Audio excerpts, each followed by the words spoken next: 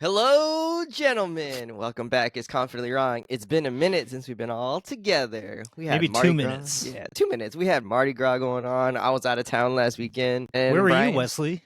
we went to Colorado and we were freezing our patooties off up in Rocky Mountain National Park. We took the little girls. They did not like being outside when it was 20 degrees or less. Who'da thunk it? Yeah, no, they were not fans. Great parenting. Yeah, Eliza, as soon as we started getting the snow boots, Eliza was like, no.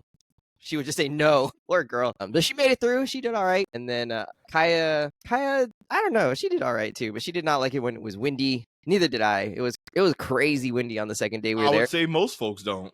My goodness. Yeah, probably not. But the scenes, gorgeous. Absolutely magnificent scenes. You got the mountains, snow-capped mountains in the background. You got some like closer mountains that just tree-lined mountains. We had frozen lakes, a bunch of snow that we were looking at. It was just stunning nature's beauty. Like just makes you appreciate what kind of grandeur we live in. I can't think of enough superlatives. Those are all the SAT words in the front of my mind right now from being there. So you made your 3-year-old and 1-year-old endure chilling wind and frozen temperatures. Yes. And frozen toes for grandeur of nature. Yes. That they probably will never remember. And y'all don't even get high. So like y'all just out there sober in Denver nature with y'all babies. Yes, sir. Y'all feel different. It was a nature high. That's all. That's what we got there. It was we had Snooze. We had to. The second day, we got them some like hand warmers and feet warmers to keep them a lot warmer because they were pretty cold the first day. And we didn't spend a ton of time out there. We'd be out there for maybe an hour or something like that, and then head back into the car. So it wasn't like an extended exposure to the freezing elements, but just enough. Yeah, it was enough till they turned blue. Yeah, enough for them to be like, man, this is some bull if I ever seen it. Yeah, Eliza was not a fan at all. Kaya was okay with it most of the time, but Eliza not so much. She was like, no, we can go back to the car now. Well, all the Nakamura children gotta have the rite of passage. Either it's Kai, especially if it seems to be in Colorado, right? Like either it's Kai being locked in the room while y'all play cards. That was in Colorado, right? Oh, that was in Colorado. That was Colorado. Whether it's Kaya locked in the room while you're playing cards, or Eliza having to just be out in the cold as an infant. Boy, Wesley his children gonna have their trials and tribulations. Yes, it's basically hazing in the Nakamura household. Hazing. Welcome to the family, children. Yeah. Yeah, no, it was unbelievable. 10 out of 10 would recommend, as long as you got the gear. There were definitely some people out there in like skirts with like leggings on and Crocs. I don't know how they did it. Like they better have just been out there for 10 minutes and then went right back into the car because, yeah, that was not gonna make it. I mean, we had to have like maybe they're very hairy. Maybe I don't know. Them ladies must have been not shaven for a while then. Part Yeti, maybe. Could be, but yeah, it was nuts that people were out there with like just regular tennis shoes and like jeans and a fleece jacket, and that was just like a North Face fleece, just like 2 layers, as if it was like 40 degrees and not 20 degrees with wind chill down to like 10. I don't know what they were doing. No hats, just doing it for the gram basically. I don't know, but yeah, it was still. I mean. 10 out of 10 would recommend. It was awesome. Savon, maybe you experienced some of that in Michigan, maybe without the mountains so much, but in terms of the cold, yeah, just the freezing.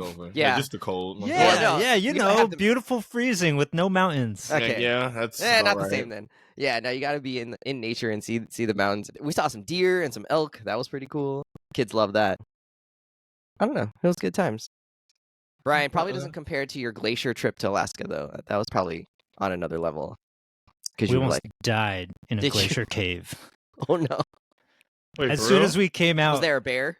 As soon as we came out of that cave, I'm pretty sure parts of the roof started to fall off and land, and it collapsed. Shatter and whatever. The whole thing didn't collapse, but parts of the roof the parts of the ceiling of that cave started to fall because climate change. Yeah. It's not real, Brian. Don't worry. And we're eliminating, NOAA and the EPA, so it's fine. Everything's fine. Nothing to see here. My plans Oh to be wait, can dead I tell before you it guys matters. about like a mini what we're loving?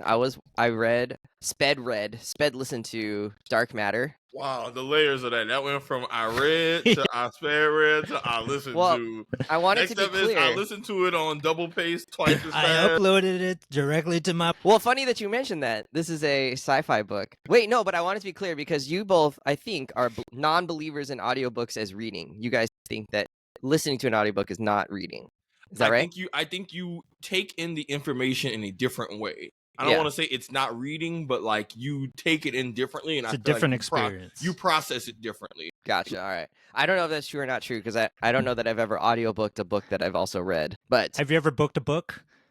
I have booked a book, yes, to be on this podcast. We're going to have that book next week. If your students just listen to the reading and stuff and just like did it all audio, do you think they would, take in that information the same way rather than them reading it themselves? I don't know, but that's like if it was like informational text, maybe not as much, but maybe I don't know. I mean, that was like semi-rhetorical of like, Okay. I don't know, man. Like if your students ask you, that's like I don't know. You the educator, you the one who's the master of pedagogy. Yeah. I think it would be closer to reading if the voice in the audiobook was your own voice that you hear in your head. Like maybe someday that will be programmable where the AI will just have your voice already embedded and then it'll spit that back out to you to read the book. We'll feed it this podcast and then the AI will just like leave out parts because it's like he's not going to remember that shit anyways. I just think seeing the words in front of you is just it's just a different experience. But sure, it's a different experience. But if you remember and know what happened and you can recall it and process the story, then hey, more power to you. Yeah. So what's this book? I definitely feel like I can listen to the story and keep up with it. As long as I'm not doing like anything too crazy. Like oh, looking at you, Brian. I mean, as well as I can with any other thing. So for sure I forget things, but that would be true if I read it too. It's not any different. To me, it feels very much the same. Anyways, Dark Matter, Blake Crouch. He's the author. I don't know if he's written anything else, but this was recommended to me by a friend of the show, Albert. He said it was really enjoyable. And so I rented it from the library. It was really good. It's a sci-fi book. The premise is like this man who's a physicist gets kind of accosted and then kidnapped in the beginning of the book. And then he ends up waking up, like he gets like knocked out. He wakes up in this lab and these people are like trying to like interview him and ask questions, and he doesn't know who they are, but they kind of know who he is, kind of. And he's trying to sort through like what the hell happened to him and why is he like here in this lab, and then the story progresses from there. So cool. I thought it was a cool take on some like sci-fi tech, and it passes Brian's rule that the sci-fi or the like technology or whatever has to be central to the plot of the story. And yeah, it was like really well done. I think it helps. It forces you to kind of think about like what is how do you appreciate your own life and how do you think about like the path not taken and stuff like that. Good stuff. Brian, you would definitely like it. It's a little bit in the same realm as what was that book that I had you read, or that I recommended you read a while ago? Sea of Tranquility. Yeah, it's like a little bit feels like that in that way, and you're trying to solve like the mystery of what's happening. Sav, I think you would like it. I'd say I'm 65% sure you would like it. D baby. Yeah. But more than half sure that you would like it. That's majority rules, baby. Just depends on what scale we're using. Yeah. Exactly. All right, let's get into it. This is Invincible Season 3 Riveting stuff, guys. Riveting. Brian, you definitely should check it out. You would like it, for sure. Okay. All right. Okay. I feel like I've learned about 5% of what this book is about, and you're like, yeah, awesome. Yeah. I mean, I can't. Great stuff. A guy wakes up. Yeah. I can't tell you all the stuff that you gotta read it to figure out what's going on. Read the back of the book. That's what I was asking you to do, Wes. Read the back of the book to us. There's no back of the book because it's an audiobook. All right. We just had our wrap up of Season 3 Invincible. We're back with Mark and Debbie and the whole gang. A lot happened this season, so much so, in fact, that the gentlemen were ridiculing me for not remembering all of the things that happened, including future Mark, who showed up, or Mark in the future, I guess, is how we should put it. And we did talk about the beginning of the series. I think we talked about the first 2 or 3 episodes. And now we're going to talk about the entire season, especially towards the end. How much fun or not fun did you have with this season? It was pretty dark, I think, for most of it, and that's kind of represented in his darker suit. But so fun may not be the word of the day. But how much are you enjoying this, Savon? Yeah, I just forget sometimes. Not forget, but like I forget. I don't know what it is. It's just you gotta forget remind how much yourself. I forget. No, it's one of those, maybe your brain blocks it out a little bit, but damn, Mark just really, this series is, Mark just be getting his ass beat, man. Yeah. Like, my son just cannot catch a break. Like, he is a jobber in his own series, and that's a rough place to be. And granted, I think he'll come out the end smelling like roses, but I'm enjoying the series quite a bit. Just like a lot of just dope shit is happening. In previous seasons, we get all those, at the end, the montage of all the plot lines, and we got to see cool stuff. We got to see the Syndicate, or that group of the criminals, come back. We got Powerplex, we got Invincible War, we got Conquest, we got more stuff with Oliver. I know when we had talked the last episode, y'all hadn't really seen the part where Oliver was kind of like, y'all was still very chill on Oliver, and I'm like, man, all right, I'm gonna see how that shit goes. So, but I've had a blast this season. I think Invincible is definitely a slow burn story where the stakes are gonna get. Granted, the stakes already felt reasonably high, but like you can really feel the larger story, really the gears and the wheel really start to turn, and I'm really enjoying that. But I'm having tons of fun. They've also emphasized maybe more in this season than any other season is like how many thousands of people have been killed by all this like fighting, especially with the Viltrumites, but just the moments of like, oh, these are like regular people that are taking the brunt of this as well, not just the heroes. Yeah, it's been enjoyable, but to your point, it has been the dark suit, darker tone, dark stuff, absolutely. And shout out to the show, but they do a really good job of the dark tone of the season, which you correctly pointed out, is definitely driven home by them doing a good job of reflecting on how regular folks are affected by the collateral of all this madness, whether it's people watching the news, whether it's attacks. One newspaper was like, there's been another attack. And I'm like, you could hear the dude's exasperation. They've actually done a really good job of selling the darkness of the season by really doing a good job of showing how all this feels from not just the battered, tired superhero perspective like you see with Mark and Immortal and some others, and even like Omni-Man in his own arc, but also from regular people of Debbie, Paul, who's been a really big standout this season for me, and just even the news anchors, the Powerplex storyline. So yeah, really just kind of co-signing and what the you buildings, said. right? I mean, you're just seeing cityscapes of just collapsed skyscrapers. Oh no, the buildings. Yeah, but sometimes. But you can imagine how many people are in the buildings, I think is well, the point. Here's the thing. Lots of series, I think Superman, right? Man of Steel is probably the best example of, you can have that city destruction, but how do you play it for? Are you playing it for just, here's a bunch of like kaiju city destruction porn? Or is it like, are they showing enough of the really uncomfortable human deaths for you to be like, yo, man, this isn't even like, oh, it's cool, look at all the stuff falling apart like a Godzilla movie. It's like, oh my God. Yeah, there's those are people human in that lives building, in but Invincible's not afraid to emphasize, hey, they're a human. And like Conquest, when Conquest was destroying the city, they went out of their way to show, we know there's collateral folks dying in the background. We're not gonna have it in the background. We're gonna have it right in front of you to really let you know, hey man, these people are dying.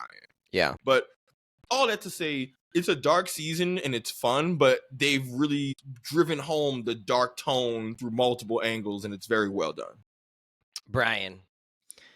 I'm a big fan of Invincible. I love the comics. I love the series. The series is what got me into the comics, which I then went and read. So this season has been great to revisit a lot of storylines and plots that, I had put in the back of my mind, and it was a nice reminder to see them come alive again in this season. I will say though, as a season of a show, it has been a little bit tough to track because it does follow the comic book formatting so closely, actually, by jumping around into these little pockets of the Invincible world. And at times it did leave me a little bit, not disoriented, but it kind of messes with the momentum. Like I think we're very much conditioned for serialized television these days and waiting for longer, the long story arc to carry through every single episode. And I don't think that necessarily happens in Invincible, though things really do take off in the last 3 episodes. Those things feel very much connected to each other. And so it's like, yeah, it's kind of a slow burn. Every individual episode is fun, but things don't really pop off until the last few episodes of the season. But I think those pay off really well. And as a whole, like, just as I mentioned, right, like all the different pockets of the Invincible world are super interesting on their own because of all the places the writers and the show are willing to take these ideas, these comic booky ideas, but like really take them as far as they possibly can. And I think every time that Invincible does that, it just is another reminder of why this is such a worthwhile watch, like through and through. Like it just really like takes the genre to new places, I think. Mm-hmm. Question, Brian. So to your point about sometimes the main story, because I do agree, right? Like I feel like in Invincible, there's three main things happening. There's the larger Viltrumite plot, the overarching plot of that. Then there's whatever smaller pocket villain stories are happening. And then there's usually that, and then it kind of that ties into basically I feel like any episode that's not moving the Viltrum plot forward tends to focus more on Earth stuff, but from Mark's character development perspective. So you're either developing Mark as a character, or even like some of the more self-contained smaller stuff. It's more for just Mark to grow as a person and learn about the world rather than move the big Viltrum stuff forward. But like all that to say, do you think that that's a critique of the series having so much going on? Do you think that's more about the mentality of how we consume TV? Or do you think maybe Invincible would benefit from having a few extra episodes in the season? Because 8 episodes, we've talked about for other shows, 8 episodes sometimes can feel like, hey, yo, we need more than that. And Invincible is an incredibly dense series in terms of the sheer volume of stuff they have to cover. Like, I guess I agree with things you pointed out, but I'm asking are you critiquing more so the series, the writers, the culture? Is it just kind of no one's fault? It's incidental? Like, where do you think that's coming from? I think in part it's the series, right? Like particularly because if you think about how season 1 unfolded, right? And they make this big change. We've talked about this on the show. They made a big change from the comic book by forefronting what Omni-Man does, right? Like he murders the Guardians of the Globe, right? In episode 1, and then that entire season becomes about that particular arc. So the show itself has sort of primed us to thinking that it is going to be formatted that way. And then season 2 and 3, they take more of the comic book approach, which is to dip into all these different pockets. There's the Viltrumite War, then there's like low-level crime, and then usually there's some other mid-tier antagonist who occupies a lot of space, right? So it's like Angstrom Levy, smaller twins, right? Exactly. And then of course you have like the Mars thing that's like hanging off in the background. You got like the Lizard League. And there are different relationships in Guardians of the Globe that are slowly moving along. And definitely I know from the comic book that all these things pay off really well, and works in that format. I think adapting it into television, given the season 1 that they gave us, kind of messes with that momentum a little bit. But I agree with you that like the thing to track is not necessarily those plot points. The thing to track really is Mark's thematic evolution. And in this season 3, I do think it's actually very tightly crafted, that we're really following Mark's moral compass evolution, right? Like he starts in one place very much against Cecil's idea that by any means necessary should we protect the Earth. He thinks that killing is wrong. He's very, kind of in a lot of guilt about how he left things with Angstrom Levy. Like he's very defensive about it, obviously, which, says to me that he does feel guilt. And he then, said it straight up that he feels awful. Over the course of this season, all these other options are presented and problems are presented in a way that force him to grapple with, what evil can do when it's unchecked in a certain way, at least in an Invincible's world. And he's forced to come to terms with that. And that is the thing that really ties together all these seemingly disparate plot lines that are going on in the season. So if you're tracking that, I think it is very tightly woven. But just from a week to week watching experience, though, it's a little looser. But I think I would encourage viewers, if anybody out there is like feeling that same way that I did, is to like really stick with it, because it will pay dividends in the end. Yeah. So what you're saying is like Mark going to the future. Don't worry about the goofy kids with the kung fu and the exactly. dystopian future. Like that's and the Declaration of Independence. That's actually not what's important about this episode. It's about Mark having to reconcile with like, yo, what do you do when you have to kill and you have no other options? Like Immortal, the real thing was Immortal saying, you gotta kill me. And Mark even seeing himself earlier that episode, right, with the clothes saying, dang, why do I look so miserable? It's like, because you're gonna be put into a corner and forced to kill somebody. So I agree, Brian. So yeah, I mean, I'm just going. Yeah, thank you for answering that response to my question. I appreciate your thoughts. You were very welcome. All right. Like Brian kind of alluded to, we are kind of jumping into different storylines a bunch, and sometimes there's like 3 or 4 things going on in any given episode. Was there any of the plot lines that you enjoyed the most or that stuck out to you the most as we kind of, maybe in the second half of the season? As a reminder, there's like Invincible War, where all the variants of Mark come to town, come to the world, come to Earth, and start causing a lot of mayhem. There's Conquest, and he comes in and pays havoc in episode, I think, 7 and 8. Powerplex, there's Nolan is still in prison with Alan, and kind of they do their best to break out. I think that was kind of the middle of the season. Yeah. We had some stuff going on with like Titan, the guy who can turn his skin into a stone, and his I thought that was actually a really cool episode. Seeing his take on like what it means to be like a boss in his neighborhood and how he viewed it. It's kind of like Kingpin almost in Daredevil. It's another morality. It's another episode about the greatness of morality, right? Like even the previous season with Titan, his whole thing with Mark was to teach Mark the lesson of the greatness of the world. And lo and behold, we get him again, and he teaches him another lesson. Hey, shit's kind of great, Playboy. Yeah, for sure. Now, the lower level henchmen, the 2 that are a couple that have hit hard times and forced into bank robbery just to get their asses beat. Yeah, that was sent to prison. I actually really like that. Nice. Brian, was anything that stuck out to you? I mean, the one I just mentioned, I think was like a great moment. Powerplex, man, like that one episode by itself. It's great that we see him in subsequent episodes, but that one main episode of his where you get introduced to him, the ending of that, his family, right? Like his niece, and sister died because of the Omni-Man fight with Invincible, and he cannot forgive them. He's gotta get justice. He kind of says it like that, justice. The best part is getting away with it. Yeah, he's so angry, and of course, it's none other than Jesse Pinkman who voices him, Aaron Paul from Breaking Bad. I just really needed him at one point to like hit Mark with an energy blast and be like, "Listen, bitch, like you're gonna get this." He couldn't do it because he's too busy crying.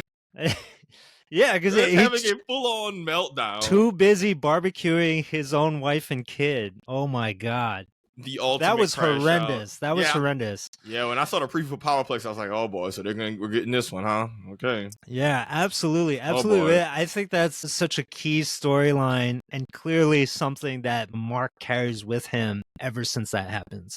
Mm-hmm. So that was one of the standout, if not the most standout, plots for me for sure. I like that one.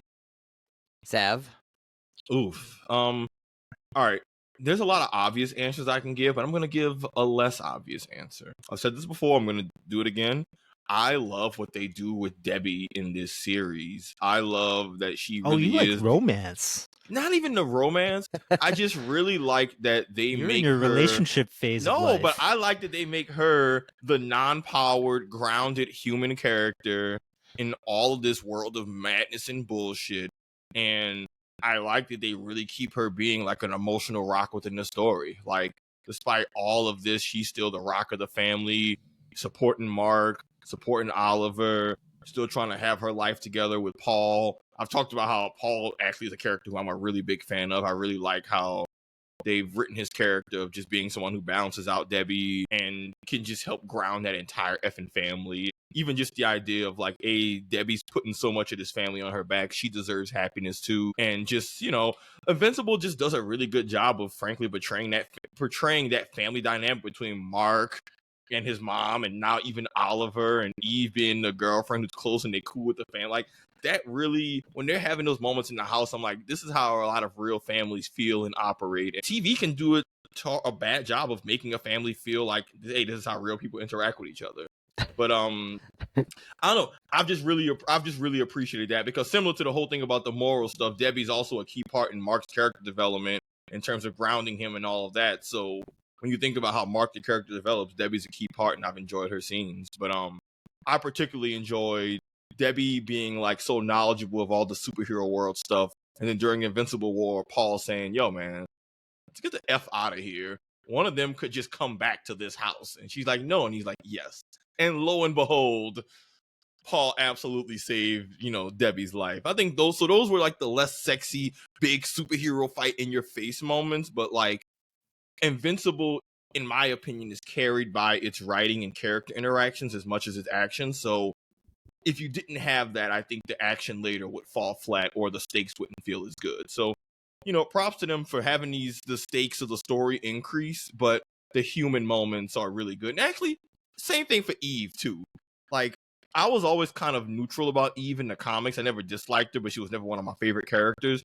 The show, whether it's voice acting or just expanding on scenes, but like, I like the way the main characters all support each other emotionally in their times of need, and it's an underrated element of the show. And again, when people are getting chopped in half and their brains smashed in, it makes it hit a little harder because you've actually grown attached to the characters rather than just a pinata waiting to get busted open. It's like, no, if they are, damn it, they made you care about the pinata first. We're getting grown man takes today, man. Hey, but I could give the obvious answer, and then I'll talk more about Conquest later because I have thoughts about him, good thoughts. But all right, those are my favorite moments. I would pick Conquest as like the most interesting, not plotline because it's not really a plotline, but just like the most interesting moments of the end of the season or the second half of the season. Because it's the one you remember. Maybe. Is that why? But that's important. So it just happened. You got recency bias. You saw it, yes? Maybe it's recency bias, but just the fact that like he's so overpowered and Mark continues to battle, that Mark is forced to kill him, right? Or nearly, well, he thinks he kills him at the end. And that he comes to the realization that like, yeah, it is what's necessary in this moment, right? Like we can't let him live. And he forces his hand because he's so deranged, right? He's like, I just get my rocks off by like, he's a rabid dog. Yeah, by causing destruction, by doing all of this, and like by making people suffer. That's my only goal, right? There's no goal here of like, I want to organize the world in a better way. There's no reasoning. There's no logic. It's literally just, I love a good fight. He's like Battle Beast, but like without any honor at all. It's like Batman and Joker, except if they're strong enough to level cities. Yeah. It's like if you just take the Batman-Joker relationship and then just say, all right, y'all are super strong. And then Conquest is just a rabid dog who's like, I can't be reasoned with. There's nothing you could say. I just do this for the love of the game. But interesting, right, that he confides in Mark, which like not believable at all that he was going to do it, but like scary as shit that he was just like, I'm lonely. Like this whole situation is crazy lonely. That was kind of a wild admission. Yeah, that I'm so overpowered that even the Viltrumites, like my peers, are scared of me, and they just think of me as their weapon. And he's like, well, I'll be a weapon then, and like I'm gonna own that, and you guys are gonna be the ants under my boot. So like just a really captivating, I think, like character, and the fact that he's able to like break Mark's bones. He breaks both of his hands, he breaks one of his legs, and Mark is left with his head as his only weapon at the end because all of his limbs are broken. Was incredible. Just wild stuff. And Mark just says, okay, cool, I'm just gonna beat you with my brains, or beat you with my forehead then, and smashes his face wide open, like literally splits his head in half. Where you can see his jaw and like the inside of his nasal cavity and just grotesqueness. How'd you feel about his speech though? Did you believe him, or did you how did that like change how you felt about his character when he gave that little speech? Like, what did you think of it? Whose speech? Conquest, the little confession he gave at the end. I mean, it's not believable that he's going to do that in the middle of a fight, but believable in the sense that it's like, oh my God, like this guy is just off his rocker to the point that they don't trust him like to make any decisions. They just try to keep him at arm's length so that he's not turning his energy against them. Okay. Right there, that's their whole thing, and that's what the feeling he sees it as. They don't want me near any sources of power because I'm so unhinged, and everybody thinks I'm unhinged, and they're scared of me. And it's like, oh, okay, cool. So like, the Viltrumites are pretty powerful, and there's many of them, and they are scared of this guy. It's like, okay, yeah, like we should be scared of this guy too. And like he shows why, during that entire fight. That's an interesting takeaway from that, Brian, because I think we both know they added that. That was a show original thing that they added, that little speech, and it was an important and good addition, is all I can really say. You think so? Not like I would go as far as to say I know so. Okay. But like, it was added to the list of comic to show changes that are like, oh yeah, they're really using the comic as like a first draft to build on and just straight up improve like what was already one of my favorite fights in the series. They somehow made it better. Well, and Robert Kirkman, he wrote the last 2 episodes, I think. No, I think yes. No, exactly. Yeah. I think he got writing credit, so he was at least on board with it. If he's not it's probably a room of writers, but he was able to say like, yeah, that makes this make it better for where we're going. Yeah, so. like Brian, you understand the significance of them adding that with Conquest. Do I? Maybe I do.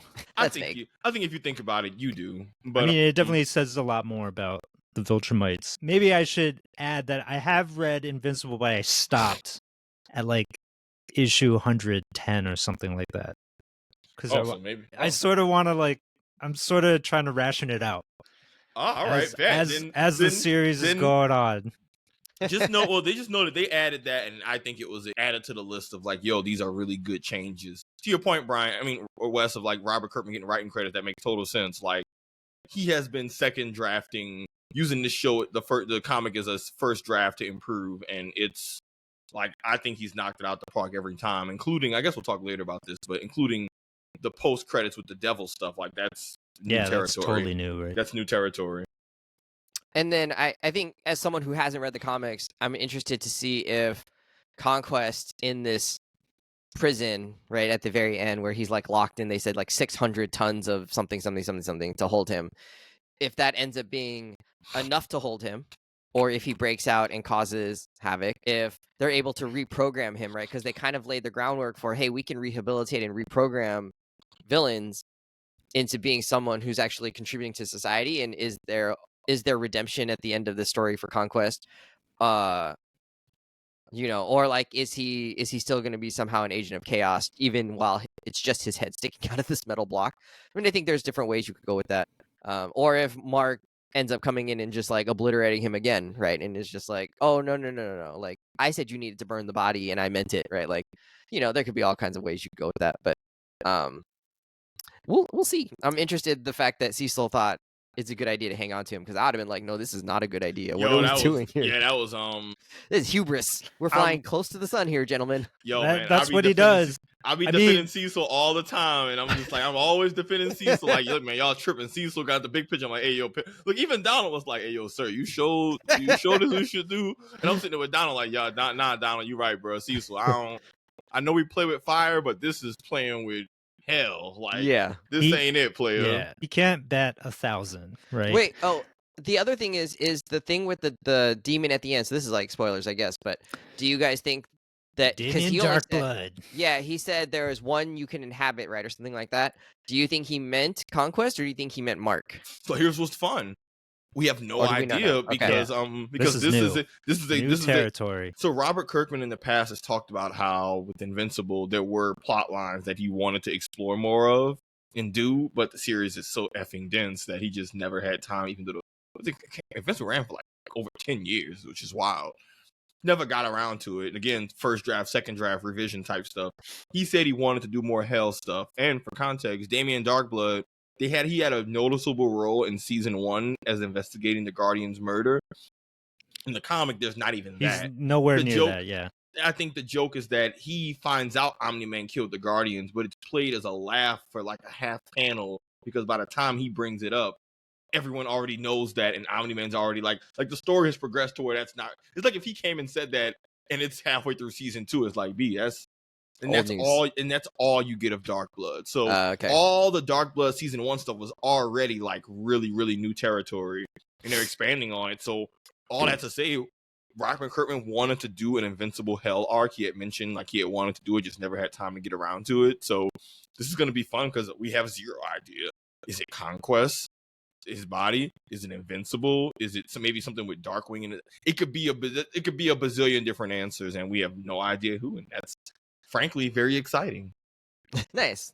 I like that. I love that for you because it'd be kind of a bummer if everything was just like on beats exactly the same it was in the comics for you. I think as someone who already read it, I mean, I wouldn't mind because I didn't. Well, I'm in that like I'm in that firmly in the. I'm not here. I mean, they're gonna change stuff anyway, and I'll be surprised. But I'm here more so to see it brought to life.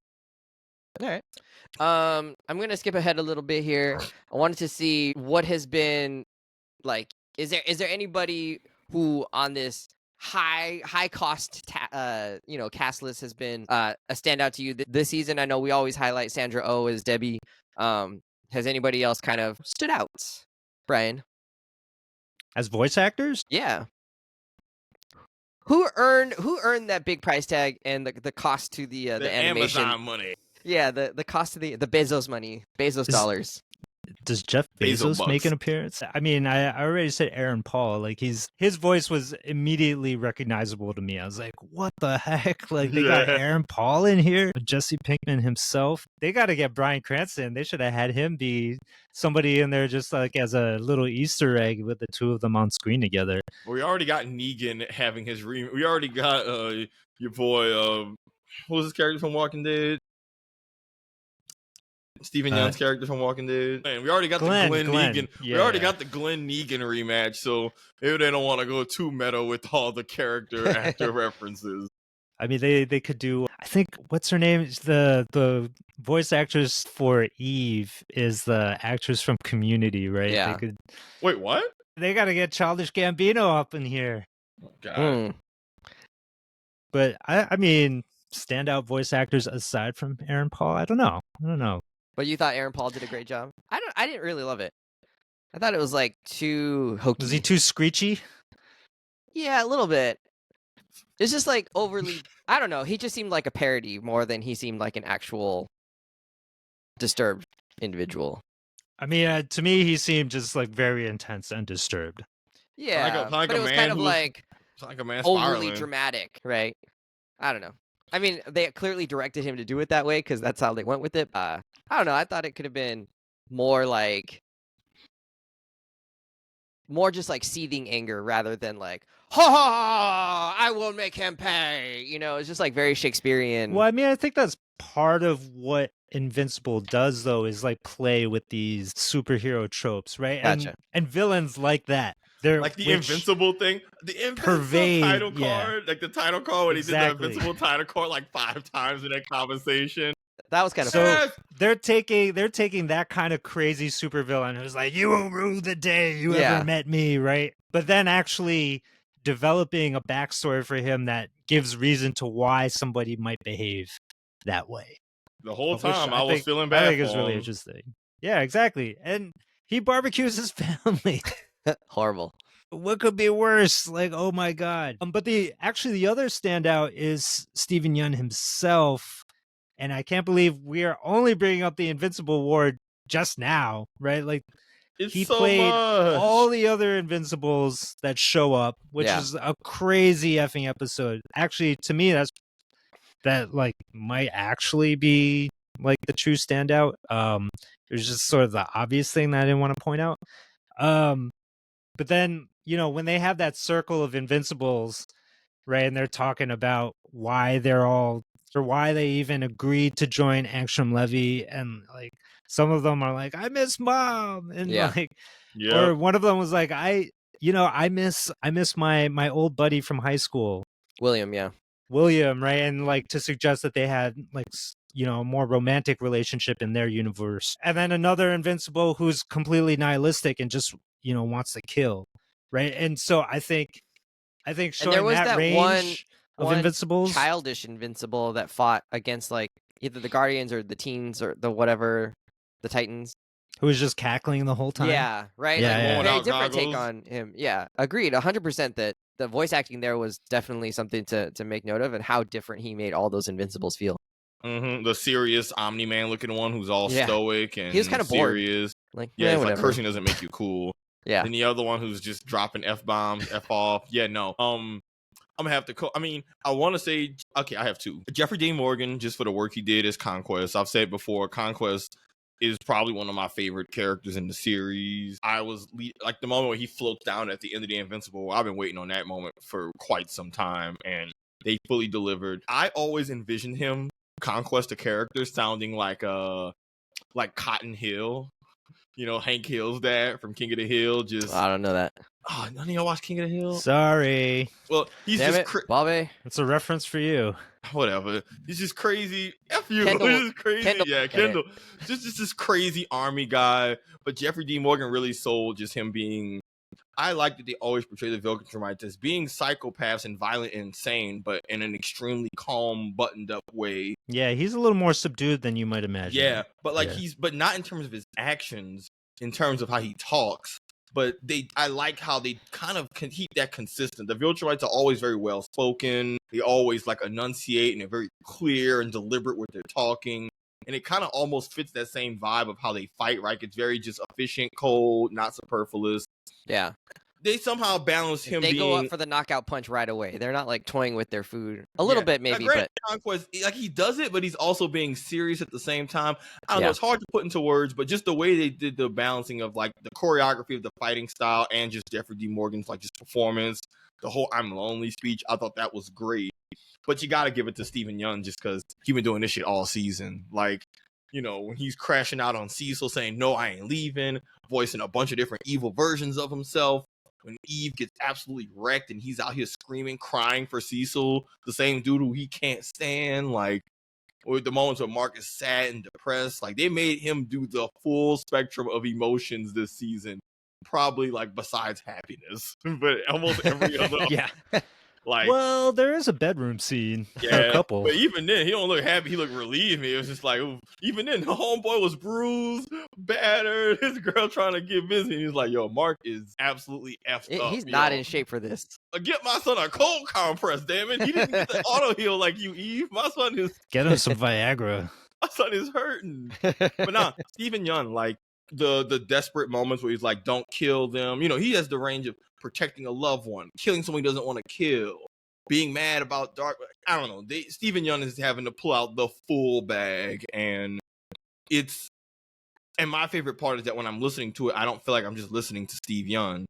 He's done a good job of differentiating himself to where it doesn't feel like he's just himself voicing a character, which I'm not even saying this show is guilty of it, but there are lots of shows that are guilty of it. Of just you hear the person, you're like, oh, okay, cool. I've heard this performance. I've heard this character a bunch of other places too. But yeah, Steven Yeun, man, I didn't have any strong feelings about him as a lead, but he's really brought the character to life, and it's definitely endearing me to him more than I was when I was reading the comic. I don't think this was so much on the acting, although a little bit. I do want to kind of give a mini shout out to the Rexplode and Shrinking Ray story that sort of happened throughout the thing. I really enjoyed that kind of just side bit in the sense that it kind of humanized Rex even more than we've had, right? Because he was a real dick in the past. And by the end of the maybe episode 6 or so, we were feeling okay, I actually really like Rex at this point. He's he's genuine at this point. He's let down some of his guard, and he's willing to express some of how he feels in an actual way, and not just push everyone out of his circle and push everyone away. And I thought that was real growth for us to go through that with someone who clearly in the beginning was just meant to be a total douchebag, and kind of a little bit of redemption for him, but before he self-sacrifices and does kind of the noble thing, I guess, kind of sort of. And even for Shrinking Ray, right, for her to let those quiet moments sit and her just to feel how deeply tied she actually did feel to him by the end was cool. And it was oh, okay, there's some actual human things happening here, not just hero things happening here. And so shout out to them and the writers for making that work. And even though maybe it didn't fit with what Brian was saying earlier in terms of these pocket stories that didn't actually advance the plot, it didn't really, but I thought with this series being so big and it's probably going to go on for a little bit of time here, I think it's okay to spend some time on things that don't quote unquote matter, but do fill out like the show as like being a real world experience, and that these are like human beings as well, or they're people, maybe not human beings, but they're people as well that live lives outside of fighting crime and fighting global threats. Savon, correct me if I'm wrong, but that whole storyline between Rexplode and Shrinking Ray is a new addition, because Shrinking Ray in the comic is a guy. Yeah, so they don't have that romance. I don't know if he has it with someone else. No, they didn't. This was another one. This is another good change they made. Like they do that so you feel the effects of his sacrifice, basically. Yeah, because normally Shrinking Ray's a guy who dies in the Lizard League episode halfway through season 2 when they're fighting the Lizard League. In the comic, Shrinking Ray is a dude and just dies in that fight outright. Okay, yeah. They ginger swapped Shrinking Ray, had her live, and then used that to help develop. Which, for the record, I agree with you, Wes, on the whole how they developed Rex and how it all paid off. And I think it still has. I think his death has echoes in the story down the line, or it has some like reverberations. It's not over in terms of how people feel what happened with him, but the gut punch was real, and I like that they actually did play the long game of him being a complete ass in season 1. By the time he gets shot in the head in season 2, he starts to kind of have a character change and becomes a better person. And, I like that they played the longer game in his character development. But yeah, Brian, them giving us that Shrinking Ray original love story was a really good addition. We knew that Rex was going to die, but when they had him buddying up with Ray, I was like, oh, they're really trying to make us like this man. Endear us.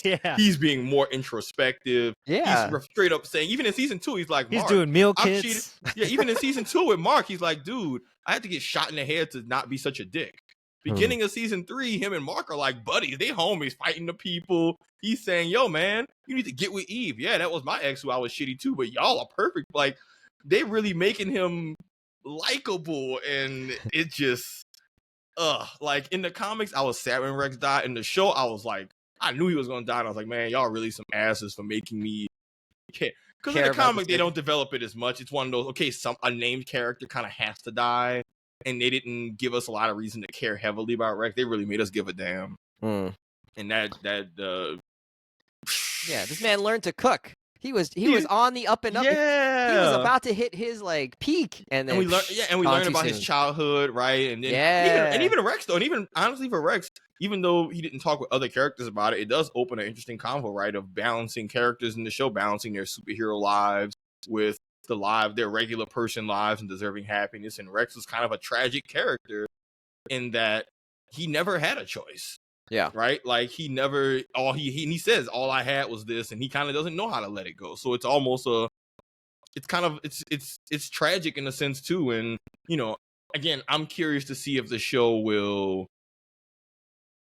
Man, they need to give us a Rexplode backstory episode like they did for Eve. You know what I mean? They need to get that. Yeah, seriously. Oh my God! Speaking of childhoods, though, Multi-Paul showing up here, and then how he escaped from prison or tried to escape from prison. That was awesome. Oh my God. I was like, no, this is not. Oh no, he's gonna no. And then he was so close. I thought he was gonna do it. That was a scene for the ages of grotesqueness. Just I did not want to keep watching. Yeah, that was hard. Did you love him just like filling the room with himself till it burst? Awful. I mean, that was so gross. I mean, cool. Like very, very cool use of the character. Just so gross. Yeah.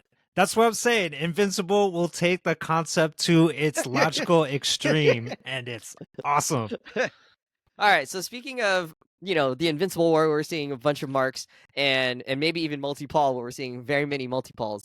What would happen if you were in a room full of variants of yourself? Are you the good you? Are you the evil you? Are you the old-timey black noir you? Like how would you exist in this room looking at yourself but in different versions of yourself? Sav, I want to know, how do you see yourself in this situation if you come face to face with other yous? Like, I would think you would try and kill them because you're not about to have somebody else steal your drip, and your swag. Is this a fight or fuck question? Whoa, what? No. Like what happened? No. That's like a classic, like over the bar question, we're just right? saying We're Okay. just saying if you were in this episode, Wes, Yeah. I will answer your question. Or you going? Wait, but you could. I mean, you could be like, "Yo, these are all my homies. We're going to the bar. Like, we're gonna hanging out to the club. Like, you could do that too. I mean, that's an option. I don't think you have to end it with a night of Netflix and chill. But you know, you do you, I guess. No, I'm pretty sure if I was in a situation where I had to meet a You'd bunch kill of 'em different, I wouldn't be able to kill him because I think I honestly think I'd probably be the soft variant. Think about how angry you get when somebody else plays Rampart in Apex, and you're just like, no, I'm snuffing this motherfucker out. But ultimately, I feel like I'm gonna try and take the high road. Somewhere in the multiverse, there's low road, Savon, and that's not a good. I feel like I pathologically try to take the high road, even to my detriment. All right, but somewhere in the multiverse, there's low road, Savon, and that's a dangerous. That's somebody who you got to disable him right away. Yeah, it's just like, oh no, I feel like any alternate versions of me will be less soft than me, and I feel like that would just mean any other maybe more negative sides of myself or inhibitions I have would be like, yo, we're all worse off for this. We don't need a Savon who has less of a filter or is just evil or doesn't have an idealized version of or doesn't try to be a decent person. I'm like, I don't know, man. Evil Savon would be a sociopath, and we don't need that. That's I feel like evil me would be a scammer, would be someone who like would run a pyramid scheme, or would be like a grifter. Yeah. Or just like someone who, you know, in its logical conclusion, there's an evil Savant somewhere in the multiverse who's like running a Russian troll farm just for money. And it's just running troll farms for profit. Like it would be a bad look for all. It wouldn't be violent. It would just be making the world a worse place. Yeah, manipulating elections of several small countries. It'd just be a bad person. Or, you know, that's at the highest level. Or on the lowest level, I'm just like an embezzler, or I'm finessing money, I'm scamming, white collar crime. Just Nigerian prince here. All things of that nature. You know, if I was a plumber, I'm the guy who does a half-ass repair and then scams you out the money, or I'm using the money from this repair to pay for another. At the highest level, we're rigging elections. Either way, the world. Either way. Does that Savon wear a suit, or does he still roll in white beaters? I think it depends on what level you're talking. Either way, they're gonna be a finesse and scamming person you don't want to trust, and that's not that's why I feel like, look, you got that one good Mark who's moral compass Mark, and it's like, dude, the other versions of you suck. And it's like, I feel like it would be like that. Like, man, Savon, you're cool, but these other versions of you effing suck. I'm like, yeah, man, I feel that. Self-loathing is real. If I came face to face with that variance, would there be a variant in there that had a good memory? Like, I don't know.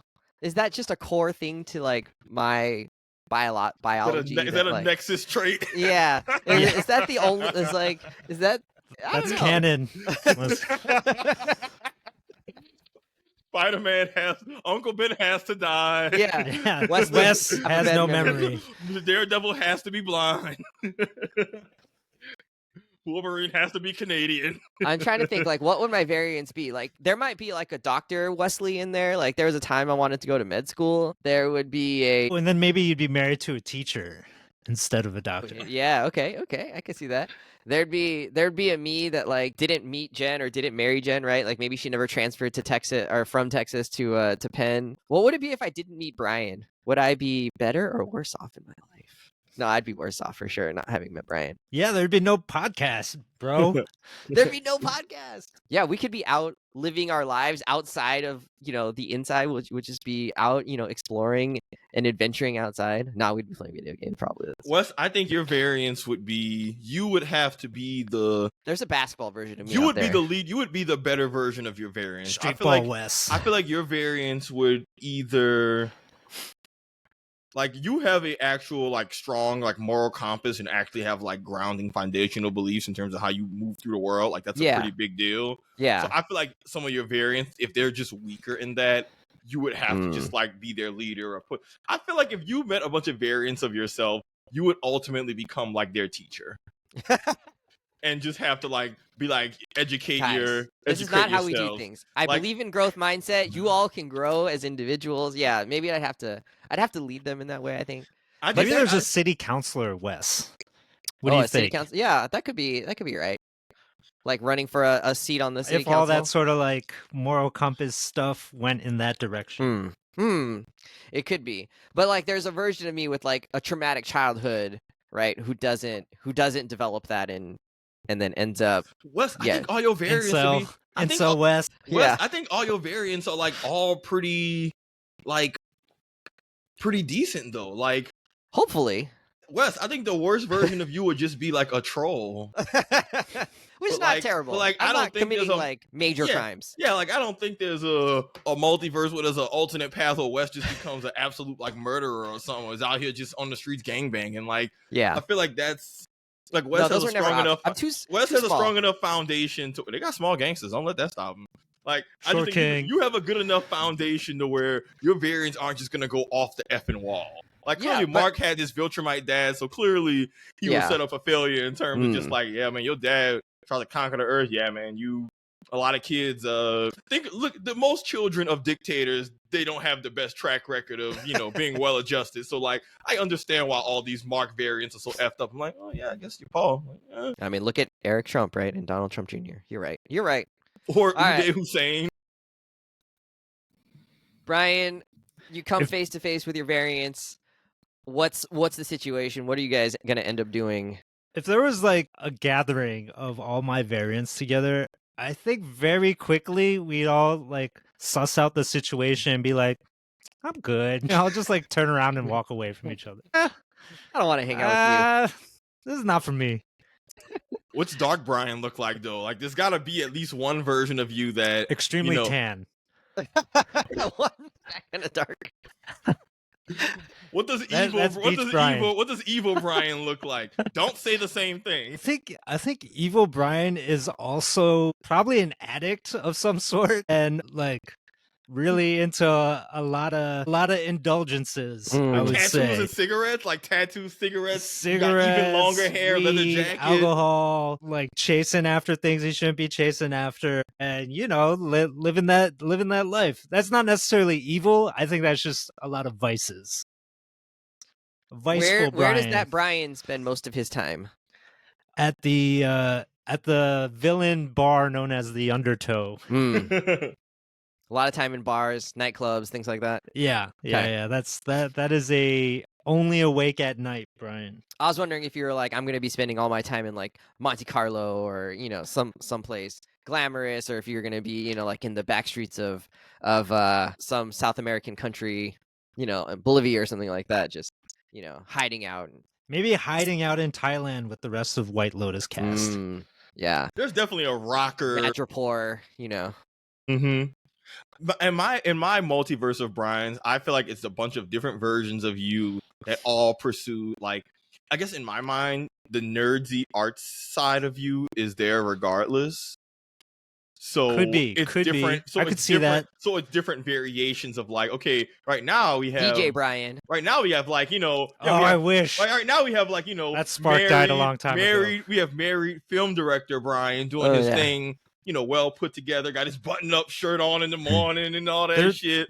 But there's a version of you with like long flowing hair, tattoos. No, there's surfing Brian out there. There's surfing Brian. Oh, for sure. Just out there for Nirvana. Brian. There's gutter punk Brian. There's a Brian who's just got, like the spike boots and he ripped up leathers and he's just like a punk Brian. I like that. Yeah, there's definitely a spider punk out there. Yes, there's B-boy Brian who's still just breakdancing in New York and he's the old head who never left the scene. There's spray paint. That's this Brian. Yeah, but there we go. Look, there's graffiti Brian who's probably spray painting under pretty much there's like some Mark Echo variant. Brian's pretty healthy. I feel like this Brian's pretty healthy. He eats pretty well, but I feel like there's a version of Brian that just like gorges on like tuna or like turkey sandwiches all the time. Yeah, and he's just like really large, and he's just always scarfing down a sandwich or a cheesesteak or something like that. Look, Brian, respectfully, you look like someone. I know you probably don't, but you can give the look of someone who smokes cigarettes. Oh, definitely. I don't smoke cigarettes. For sure. I do. But if I did smoke cigarettes, I would go up to you and be like, hey, yo, man, do you have a cigarette? And I'd be like, of course, bro. I got you. Yeah. Like, like I said, I see you. There's a version of you with just a leather jacket and a guitar, maybe like a little silver streak in the long hair. There might be a party promoter version. Yeah. So I guess Evil Brian is just like the scumbag within the local art scene. Kinda. He has a bunch of unpaid invoices. He never cash out that dude to cover, the booking fee for that show. So got an Instagram post putting your face up saying, "Don't do business with this guy. He owes me $1,000 and 50 comments saying you too." There's a startup CEO Brian in there too somewhere. Oh yeah, there's a lot of, but yeah. So I guess Evil Brian would just be the guy who's just berating his employees. Make more money. Then there's what are Evil. You doing? Are you an idiot? More efficiency? Then there's Evil Hollywood exec Brian, the Brian who made it to the top, who's just the sellout. Look, sellout version. If Evil for me is like Steve Bannon, then Evil you is like, well, Michael Bay. Michael Bay. We'll say that. All right, yeah. I was trying to put your name with other people. I was like, okay, I don't know who's bad, but in a funny bad, not all bad. But yes. All right. Michael Bay. That was good. Let's wrap it up. How do you feel about this series? Are you ready for more Invincible? Are there any questions you have moving forward? Sav, you kind of mentioned that you feel like it's starting to diverge a little bit from where the comics are going. Are you excited for that? Are you got any predictions on it? Basically, what are we looking forward to going forward with this series? Are you in? Are you out? Are you you want to wait and see? Sav, where you at? I mean, there's certain major points that we know we're going to be getting that like aren't going to change, and I'm like just like with this past season. Do you want to give us a preview, or is that a spoiler? No, I'm not going to spoil none of that. Okay. But just know that because no. Could you imagine having Invincible War spoiled? Like, just gotta ride the shit out. No, but there's just a lot of more dope stuff. The stakes of the plot, I think, are gonna ramp up significantly. I actually don't think this show, to me, hinges on like not knowing what's coming. Like, you could have told me all the things that happened in this thing, and it would have still been pretty enjoyable. I mean, yeah, granted, like, there's a few things that maybe, but like, even the Invincible War, I would have just been like, oh, that sounds awesome. Like, let's see what happens, right? Like, some of this is more just in like the how does it play out area for me. So I actually don't think for me all of this stuff has been like crazy, like, oh my god, I can't believe that like this happened. It's more like, wow, like that was cool in the way that they pulled that off. I think it's a little bit of both. I think Invincible, at least for me, has had twists and surprises that have been way better than a lot of other things I've read and watched. So it's like hey man, sometimes like it's nice to go in stuff blind and just not know what's up. That being said, the stuff that I know we're getting, I'm excited for. And the fact they've been doing other stuff, the fact they did the Conquest stuff justice makes me feel even better of like, cool, all my other favorite moments later, they're going to absolutely knock it out of the park. But yeah, my big thing now is, like, as I say every season we talk about this show, I can't wait to see what show only changes they make, because they've pretty much been, I think for this, Brian, they have been batting 1,000 of like almost every change they made that was significant from the comic. It was for the better. That's true. I pretty much almost 100%. I have no disagreements on that. So I'm excited for that, because that always keeps me on my toes. And then Robert Kirkman's using this as a second draft to explore stuff he couldn't before. So if we're going to just get a hell arc, I don't know what the hell is going to happen, no pun intended, that's fun, because now I'm getting that great blend, right, of a familiar story where I know the broad strokes, but then within the finer details, there's still new things to excite you on top of just bringing it to life and the adaptation to screen being well done. So I'm excited. I love this series. I've been having a blast. And I'm glad that folks who have never read the comic are watching this show, and it's already starting to move into their upper echelon of like, oh, this is one of my favorite shows. Now that we're 3 seasons in, and you can really start to get a feel of how you feel about the series rather than just, a couple a one-off season or so. But I'm excited. At first, I wasn't really excited about the idea of the Sequids making a reappearance. It's tricky because there isn't much to like humanize them or understand them, right? Like, they're just parasites and they take over, and yeah, they like want something, but the individuals that they take over are just passive victims at that point. And so like, yeah, killing them is like bad, but like, I guess it prevents some kind of moral quandary. It's like, if you kill the individual, you're killing the person that had nothing to do with it. But so I wasn't that excited when I thought about it, but I'm also like, I think that ability to put Invincible and the rest of the heroes in a bind actually makes it kind of interesting and forces their hand on, they've got to be creative in how to solve it, right? It's not just something you're just going to always be able to punch through, because they really leveled up Invincible this year in terms of the season, in terms of his fighting ability and his strength. to give him something where it's like, oh, your strength actually isn't necessarily the way forward here is going to be, I think, a good thing. And so that to me is kind of a interesting thing if that comes back next season, or hopefully, and puts him in a little bit more of a different kind of bind. And then I'm really interested to see, like, are we going to actually start feeling like, okay, Nolan's back on quote unquote the good side? It feels like he's turned, but how committed is he and how willing is he to like do things quote unquote the right way or the Mark way will be interesting. I don't know if we were going to get that next season. Like, they didn't really advance it. Like, he didn't move anywhere this season. He was in prison and then he got out of prison and that was it. So we may not get that for another season or two, or three. So Wes, we know that Omni-Man had lots of introspection in prison, lots of conversations with Alan, and Alan even trying to get him to care about him and all that, him missing his wife, all that stuff. Do you think that, this is me asking you just genuinely, do you think that there's room for redemption for Omni-Man within this story? Oliver and Invincible even talk about Oliver has a different view of him. The lives he saved doesn't cancel out the lives he took. Like, just whether it's later in the story, where it's at now, like, what does redemption look like for Nolan, if there even is something like that? Like, well, I do think you stand on that? Yeah, I think he has to acknowledge that his, like, the impact that he had on Earth, right? And he hasn't necessarily said, like, I'm sorry for all of that yet. And so, has he been redeemed yet? No. But have we seen the seeds of that? Yes, right? Because even Alan points out, like, you do care about people, right? You cared about some of the Thraxans. You cared about Oliver. You cared about me. You were willing to, like, put your neck out there and save me, right? At risk to yourself. So there is still some heroic, nature in you that wants to do the right thing. So I think it's possible, but are the people of Earth going to be on board with that? Like, probably not.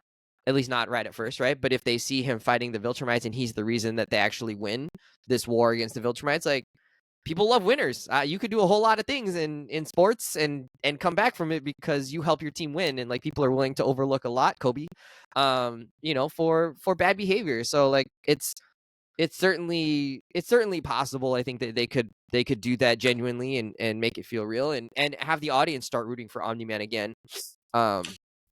So what you're saying is that Omni-Man needs an NBA championship and all will be forgiven. Absolutely. A finals MVP. He needs a finals MVP. Save the universe. Omni-Man killed all those people. Hitting the game winner. But dude, did you see his Game 6 performance? Yeah. Like, but he can't hop on Twitter and then complain about, everything Kevin Durant. You get a finals MVP and then they still talking. Like, yes, Nolan, yeah, they are still talking. Yeah, but just take your flowers, and enjoy that. Bus driver? I think that's possible. Whether they go that way, I have no idea. It seems like they're trying to push him towards that in the same way that we talked about Rex growing earlier. Like, Nolan has to be changed by his time on Earth, right? That's the whole point of his arc right now, is that, like, him coming in contact with Debbie and is like, we know that Debbie is the reason this Invincible is the way he is, right? He's not someone who's taking over the world, and he's not on board with the Viltrum plan. Whereas, like, other versions of him didn't necessarily get that same experience with Debbie or had a slightly different Nolan. And this Nolan is can be changed by his experience with others. They've definitely heavily implied or even said, like, the fact that, like, Debbie was the way she was in this particular universe has to have an effect on, it has had an effect on Mark, and so by extension it's had to have had an effect on Nolan as well. And I think him going away to the Thraxans in the way that he did also had an effect on him, right? Like, his wife there certainly changed him in some ways. But yeah, I don't know, we'll see what comes of that. I am interested in that. I think that would be a great payoff to have Nolan be redeemed in some way, and start to change allegiances in a very real way, not just like, well, I'm not a Viltrumite anymore, but like, I'm just going to stay on the sidelines. I think that would be kind of a waste. Brian, what are you looking forward to? I mean, I'm, like Savon, I'm really curious about this Dark Blood storyline and where they're going to take that, and then, of course, there are other storylines that I'm aware of that they haven't even introduced yet in the TV series. And one of those is to do with Dark Blood in a way. It doesn't have to do with Dark Blood. The Dark Blood thing made me think about it because when they showed the tails of the, the demons or whatever, it made me think of another animal that has a long scaly tail. And I was like, oh, when are we going to see that villain pop off here in Invincible? Because that might this be the particular only character villain who I genuinely am like, what the fuck is this? I mean that villain has a lot to do with Mark's growth as a hero. I know. That's why I'm so torn, because I'm like, in my opinion, I'm like, I am not a fan of this character. But interesting, really. It's so stupid. I don't think it's stupid. I think it's so fascinating. In terms of what they do writing, storyline, plot development wise, and Mark's growth, I could not agree more with you. Like, I think it's going to be great for Mark's growth, but you're going to look at the character and be like, man, what the fuck is this shit? But it is sort of weird, and it's one of those things where, like, thankfully this is an animated show where I can suspend disbelief, because otherwise it would be totally silly. But yeah, it's going to be fun to see Mark's character development. And actually, I just want to highlight again, one of the better parts of this show, and now again, we're 3 seasons in, so you can kind of see the broad strokes being painted better. They're doing a really good job of developing Mark's character. Like, I know we talked about that before, but like, we're really watching him go from naive kid to I want my powers, to the stakes are increased with the thing with your dad, to taking on this responsibility, to balancing his personal life, to having his no-kill code, to realizing life is messy and sometimes you got to kill people. Like, it's been 3 seasons. Mark has been through a lot, and the show has done a good job of making sure that even though Mark is getting his ass whooped a lot, he legitimately gets a lesson out of every ass whooping. Like, right? Even the Battle Beast ass whooping was like, okay, hey man, are you going to insert yourself into every little conflict? The Anissa ass whooping, hey man, you need to hit the gym. The Conquest ass whooping, hey man, sometimes you gotta catch a body. You know, the well, and the Angstrom Levy one was like, sometimes you need to show restraint. Yeah, or right? Powerplex was like that, right? Had he not shown restraint, or had he you not can't just shown punch it, right? Like, it's complicated. Like right, there's moments where Mark is like, some people I need to kill, but there's other moments where he's like, with Powerplex of like, no, I'm not gonna kill you. But it's weird because he's coming out of a place where they don't contradict. He recognizes the value of life of some people and not killing them, but he still realized, yo, some of y'all are too dangerous and I will kill you. And like, that's just a huge far cry from the character we saw who threw the trash bag after his burger job and was like, yeah, I can fly. Like, you know, that's they're really developing Mark, and I'm really most superhero shows are just not good about that long-term development of really making a character grow, really making him learn from his like consistent ass whoopings. Even the Rock dude and Doc Simon whooped his ass. The lesson from that was like, hey yo man, sometimes bad guys gonna save you. What does that mean for your moral compass? Like, I know we joke about him losing fights all the time, but beneath the surface level, a lot of it really develops his character and pushes it forward, and that's what stops a lot of the really weird stuff, Brian, from feeling like filler.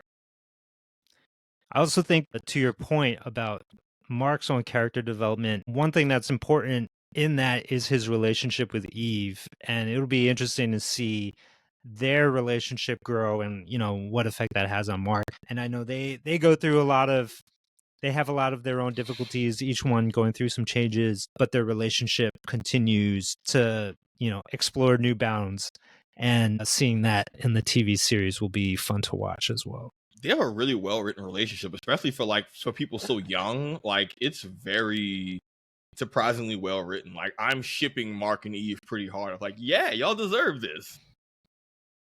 Yeah. Oh, you hate Wes Wes? hates her. Oh, get the hell out of here. Wes hates love. That's not true. I love love stories, but I preferred Zazie Beetz, but yeah, I really liked him with Amber much better than him with It was Eve. never gonna work. Yeah, that's fine. I agree. She got Viltrumites just pulling up on her calf. She's like, yo, man, I'll kill your girl. I'm like, all right, well. Yeah, she's totally with someone that's better for her, and he's with someone that's better for him. Which I'm also glad they wrote out that storyline with Amber, too. I think they took that out. I'm glad they did that. I don't know. We don't have to get into it. I've just not been into the Mark Eve thing as much, but maybe that feels like it's just a betrayal of like Mark and Amber, which we never really got to see like really blossom, right? And they never maybe got a shot at it. That was the point. Yeah. The point was that Mark gotta save the world, and Viltrumites come hating. They at dinner, Viltrumite like, yo, man, I'm gonna kill your girl. But like those problems don't go away with Eve. I know, like, yeah, she's a superhero, so she can like protect herself a little bit. No, but it's still like and came she back to flew life into and battle. Mark. Yeah, but it's also like he's still having to like be a hero and taking time. Like, part of it was that he wasn't getting to spend much time with Amber, and it's like, well, why isn't that a problem with Eve? It's still the same problem. Because like, it's Mo Cheeks versus Pau Gasol. Like, it's just levels to, even though Mark's still the superstar of the team, like, it's better that he got someone who at least can be a star next to him in a secondary role rather than a G League player, rather than the equipment manager. That's not the same as spending time with each other, right? And having that. Well, she's not stuck at college and with the inability to fly over to Mark at a moment's notice. Yeah, they have a superhero business together. Like, they can spend time because the whole point is that they can spend time because their worlds are compatible. Eve taking the classes to learn about her powers and build stuff on the side, but other than that, she was living in her treehouse, going around just doing shit. Mark dropped out. They live together. They run a business together. Like, that would have never worked with Amber because she's not a hero. Like, they run their personal life, they run the business together, and then, like I said, she saved him from conquest. She came in and threw some hands. Mark was about to get work, came back to life. Like, Eve, you need to give Eve her shine. She might not have been the star of the team, but she came in and was putting in work when the rest of the heroes was. What the hell was they? I think she was Robert Ory in that. Big shot. You know what I'm saying? Look, man, put some respect on Eve's name, man. We ain't gonna one of the reasons I'm more about like Amber, or like I enjoyed him with Amber more, is that Amber wasn't just there to like be his support and be his like emotional mom, right? Like, she was doing her own thing. She had her own life. She was like, hey, I get it. Like, you got to do your own thing. And like, she was doing her own thing too. And like, that's part of why maybe they didn't work out eventually. But with Eve, they do a lot more. Like, he's just like sad and she comes to comfort him on the roof, right? He's sad again and she comes to comfort on the roof. He's sad again and she comes to like comfort him in his bed. He needs help with the fight and she comes and helps with the fight and gets fucked up by it, right? Like, she's not like when Mark is sad. No, but she's much season too. Mark being sad all season. No, but like her role is much more like I'm the caretaker of Mark than it is about like I'm my own person and Mark supports me as well. Like, in what ways has Mark supported her this season? None. He sat by her bed when she got destroyed. I don't know. I mean, like, okay, good job, but that's it. Mark was so distraught by her that the world was ending, and my son was absolutely stuck. Brian, I don't know. This is the ice cold take. Let's just wrap it. There's nothing to be. You don't think the level of support? We spent so much on Eve's backstory and with her family, and you feel like it's unbalanced? I think it's unbalanced in terms of like their relationship with each other. I think you just have a problem with their relationship in that it's not up to par with how you want relationships to be. Maybe. That was nice. Props to you for that one. Yeah, I mean, look, that's what I like about Eve. She going to architecture school, got her college classes, working shit out with her family. Mark was still supportive. She is the one that is running more the business. She is in more control of her life, right? Yeah. Like, so that is the thing that she is bringing to the relationship. And Mark is the one who's a mess. And that's why his relationship with Amber doesn't work, right? Like, maybe they're both figuring like, themselves why are out. those not the like same problems here? Because Eve is in control of her life. I just said it. Well, I thought you meant that Mark was not in control of his life as a comparison. And it's like, yeah. But no, not as a comparison. That together it makes sense why that's happening, right? And it'll come full circle, man. It's that's the other thing. They've only been together for how relationships work. Somebody's trying to build a career. The other person's got their back while that happens. Like, Mark got family drama. What are you arguing about? You're married to a doctor. Like, same difference. Y'all got ebbs and flows. That being said, we have plenty more time for them to have relationship stuff and like, man, stop hating on Mark and Eve, man. I usually don't be out here shipping people. With most relationships, I'm like, man, get that shit out of here. If we redid my Valentine's episode thing from a year ago and I talked about couples, I should have put Mark and Eve in the thing of like, this is a couple I ship. No. Wrong. Anyways, whatever. We can wrap it. Mark needs to get end it there. Yeah. All right. Friends, we're out of here. Your homework. Next show, we're going to talk about Daredevil Born Again. So we're enjoying and looking forward to that. Daredevil returns. Matt Murdock, played by Charlie Cox. Kind of a throwback to the old Netflix show. Certainly, we've talked about that a little bit. So does it hold up? When we talked about this earlier this year, we said that this was one of the ones that we were looking forward to the most out of all the shows that we're going to see and the movies that we're going to see. So, or at least I did. I don't want to speak for both of you. I don't remember, but this is one of the ones I thought was going to be pretty good. And so we'll talk about whether it's been living up to the internal mental hype I built up for this or not. And so, friends, we're out of here. See you later. Bye.